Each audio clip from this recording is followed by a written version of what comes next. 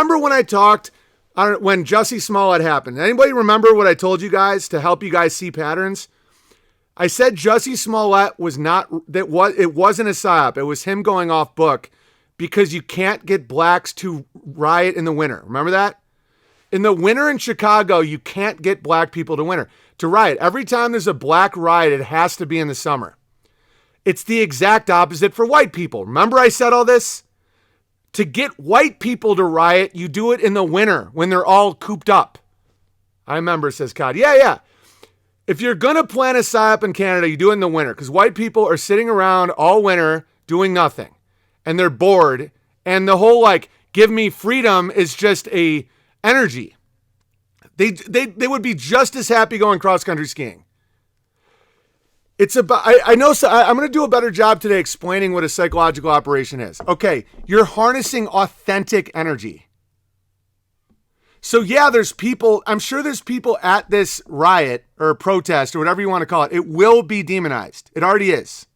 Yeah, but the media is lying. They always lie. Why would you go to their house? That's Trudeau's house. No, it's my house. No, it isn't. That's the government. You're going there. You're playing their game. You're consenting to being in the game. That's why Vox Day always says, don't talk to the media. As soon as you talk to the media, you're in their world. You go to the Capitol, welcome to the Hunger Games, bitch. And that's a fact. And I'm saying this because I don't want bears involved in this. And if you do, I want everyone to know, not only did I not encourage it, I was strongly against it. Because it will fall apart, and it's already falling apart, and it's dumb and pointless and self-indulgent and stupid.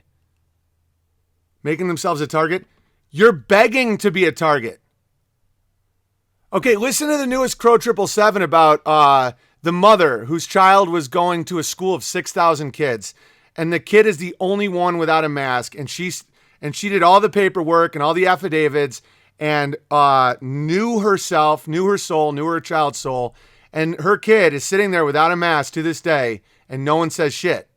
That's standing up for your freedom. It's the uncomfortable and then that spreads. And then there was a teacher that with a mask on. It's 100% compliant in a school of 6,000 kids. One little girl, a 16-year-old girl, is not wearing a mask because her mom filed the affidavit. She did not do a religious exemption. She did not stand under. She did not ask permission from the school to breathe. She made a statement with an affidavit about who they are and that they did not contract with the school for the school to perform medicine on her daughter. And now the daughter is sitting there without a mask. That's freedom. That's revolutionary. That is what you people need to do. Going to a concert in Ottawa, pretending that you're fighting the system, you're giving them all your energy. So you have energy. So there's all these Canadians, like Curtis Stone's a great guy. All this hope, and hope is good. Trust me. I'm not saying hope is bad, but authentic hope, not hope that you will join a psychological operation to be demonized. It's how many times do you have to see it? How many times do you have to see this before you understand? You're going to a place, and so this dude that wrote into Quantum of Conscience, and I'm saying this because I care. I'm saying this because I actually care about the Canadian Bears. I know I do a lot of mockery and joking and I can be harsh. If I didn't care, I would tell you to go crush it. And that I was raising money for this protest. Send me your money, me and BJ Dichter. It's the easiest way to exploit people is false hope.